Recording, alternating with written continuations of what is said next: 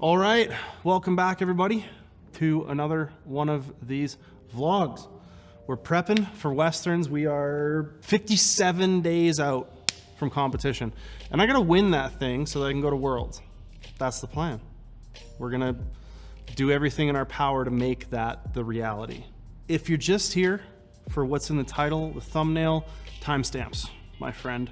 That'll get you to the question of the day segment and give you the information that you seek. And for everybody else who's here for the vlog, well, we're gonna get into the second week of the first block, peaking for Westerns.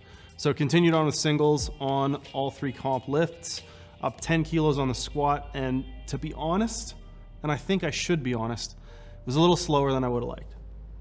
I would have liked for the speed to stay about where it was last week, but it did slow down a little bit.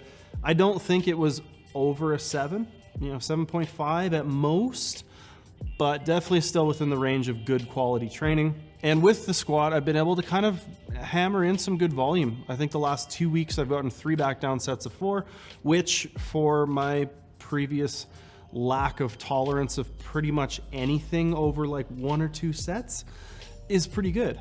That's pretty darn good. So I'm able to get some work in, which should help me build that momentum so that as the weight goes up, we're getting that bar speed back up. Bench, we got up to 177.5. It moved well. My bench is feeling really uncoordinated right now. And I think if you watch through the training from the week, it's just not feeling quite right. I've got this thing where the first rep of a set feels really janky on my left shoulder for some reason. And then as soon as that first rep is done, there's no issue whatsoever. So not really sure exactly what that's about. I think I kind of started to get it figured out on my close grip day yesterday. I had a set where the first rep felt fine. I have to go back and spend some more time thinking about what exactly I cued there to make it so. But we're working through it. The deadlift, I took a big jump on. So we hit 300 last week. It flew. I mean, it should fly. Then I hit 315 this week. So big 15 kilo jump, but I did already see just the slightest little hint of that top end sticking point. So there's a lot more work to do. I feel like this isn't gonna be as easy of a comeback, I could say, as maybe my last couple from injury, where, I just kind of put more weight on the bar and it kept moving and it was kind of very smooth. However, my knee and the sort of subsequent use of this left leg has been trending incredibly well.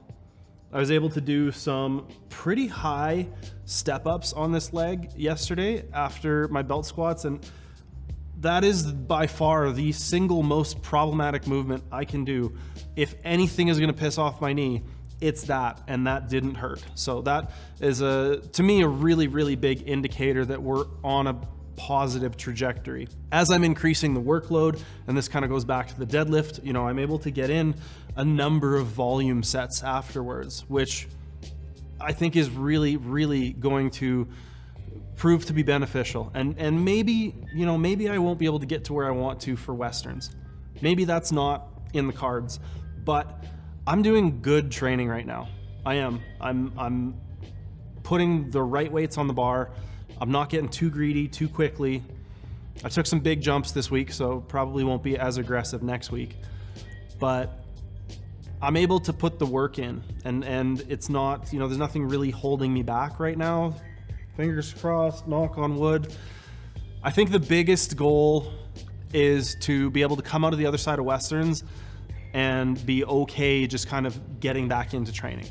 That to me is gonna be the most true test, because the last number of meets I've done, the knee has really flared up post-competition and set me way, way back. I think the fact that I've had a really prolonged period of training and using the knee and the long-term effects and issues, which mostly come from some arthritis in this knee, as far as MRI and the professionals that I've seen would suggest. That's hopefully calming down. So I'm hoping that, with the competition, I don't end up flaring it up again really bad. So yeah, I mean, across all three things are moving well. I'm feeling pretty good. I got my sights set high. I got some real big numbers in mind, both for Westerns and Worlds. I'm feeling good. Body weight is on its way up and up and up. It took a huge hit when I got sick in early December, but I'm back up to just over 119 now. So slowly and steadily gaining that back up. I'd like to head into Westerns around 121, 122 and have to do a small water cut. That would be ideal for me. I think that's also going to be the best way to get my bench feeling the way I want it to, is basically just get that body weight back on. Dylan. Yep. What's our question of the day? And when you ask this question, I want you to try not to be too loquacious. No idea what that means, but this one comes from Jitties. How many Z's are in that? 1 Z. Oh. They say, It sounded like more. my ham-fisted question is, do you have any advice dealing with powerlifting-related mental health? Been competing for like 4 years now and lately lost the spark, not feeling happy anymore when lifting or competing. Are you new to the channel by chance? I have experience. I don't have any like formal training. I'm not a psychologist, but I can offer you some anecdote and some things that I've done that have helped me. So let's just run through some of those. Number one, sometimes taking a step back is what you need. And it doesn't have to be stopping training or even training less. It can be just changing your training up. It can be trying to get like just maintenance work in for your squat, bench, and deadlift, and then focusing your gym time on either some bodybuilding work or something even less specific. You know, do some swimming or rock climbing, bouldering, whatever. Try to find something that's still physical. And, you know, if you have aspirations and you want to continue on with powerlifting at some point, it's probably good to keep a bit of a maintenance dose in there. But don't be afraid to change things up. You know, we have these kind of ideas, this like false sense of permanence with our strength or the loss of strength, when in actuality it's all temporary. You know, I think I'm maybe a shining example of that. I've lost more strength than anyone. You know what I mean? I've lost all of my strength a number of times and regained it over and over again. So, you know, just as a testament to the temporary nature of strength or of weakness. Another thing that I think is really valuable is hobbies. Things outside of powerlifting that you can pour some time and some effort and some attention into. I have an anecdote about a client that I coached for a long time, still working with him now. And he, for a long time, if he wasn't lifting, he would just kind of obsess about his lifting. He would think about his lifting constantly, all the time. And we had a conversation, and I think it kind of, you know, he decided, I need to find something else to like occupy my mind. So he started playing Magic cards. And since he started playing Magic cards, I think we've made more progress in the last 2 years, more steady, consistent progress than we maybe ever had before. And I think part of that is because his recovery is so much more restful, because he's able to actually invest himself in something and not be stressed out thinking about his training. Another thing I will recommend is, if you have the resources to, try and talk to somebody. A sports psychologist is a great idea. Any kind of therapist or psychologist or whatever. I'm not an expert in the distinctions, but I do know that I see a sports psychologist. His name's Hugh Gilmore, Podium Psychology. I cannot recommend him enough. So there's no sponsorship, no endorsement, no anything. I just have used his services and he's fantastic. Another thing is actually one of the things that he said to me at one point that has stuck with me and embedded itself in my brain to this day. And that is, I had very much similar thoughts, questions, concerns to you. You know, you feel like you're kind of losing the spark. And the way I phrased it or felt about it was that I was scared and I was worried that I was falling out of love with powerlifting. And Hugh said to me, you know, in a relationship, if someone's falling out of love and they're not scared about it, they're probably just gonna like just take off or cheat or whatever, right? They're gonna get out of that relationship because they don't care. But if you're scared or worried that you're falling out of love, that's because you can feel that distance building and it concerns you. You can feel that you're not getting what you used to out of it, and that's scary.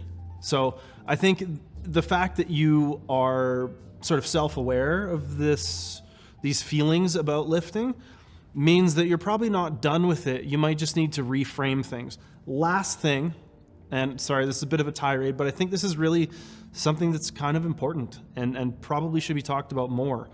The last thing I'm going to say, and this stems from another conversation I had with you, but you don't have to do this. And those of you who've been around for a while probably heard me talk about this before, but you don't have to go into the gym and train.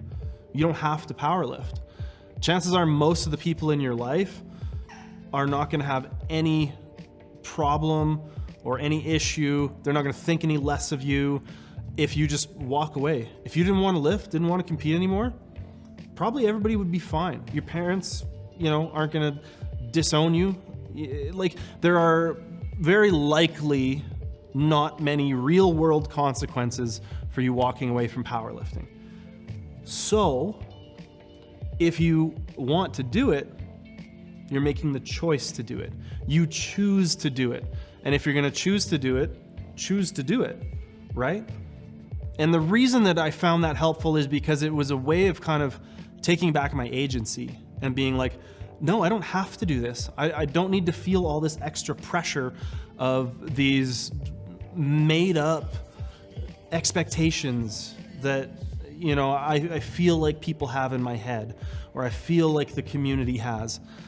Because anytime I've ever needed to take a step down, a step back, drop out of a meet, in the case of Commonwealths, people are hella supportive. Everyone's like, good for you, you know, take the time you need. It'll be a bummer, but like, you know, we're all rooting for you. And I think that the majority of the powerlifting community is very much in that camp. They want to see people healthy and thriving and doing well. So I think even your training partners and your sort of like gym support group, if you have one, are going to be, you know, stoked for you if you need to take a step back. Again, this all ties back to, if you're going to choose to do it, choose to do it. It's your choice. You don't have to. And I think with that, that'll be the end of my little tirade there. But yeah, I do think that mental health has a huge sort of interplay with athletics and with an athlete's performance. And it's a hugely important thing. If you need help, try to get it. Reach out to the people around you, or a therapist, or whatever, and just try to get help. Now, with all that being said, I think we'll call it a day there. Really quickly, the whole word of the day, question of the day thing, I didn't explain that, but if you have a question and you noted the word of the day earlier, well, if you use the word of the day in a question in the comments below, you're going to be eligible to be chosen to win either a gift certificate for the value of a Calgary Barbell shirt, or a month of the Calgary Barbell training app for free. So ask a good question, use that word of the day, and, you know, give us some good conversation topics. I honestly think that the videos have been better and maybe a bit more of what people want since we started doing the question of the day thing, because that's allowed us to kind of tailor the information to what people are interested in. So we hope that you like it. If you did, like, subscribe, all that stuff. And we'll see you in the next one.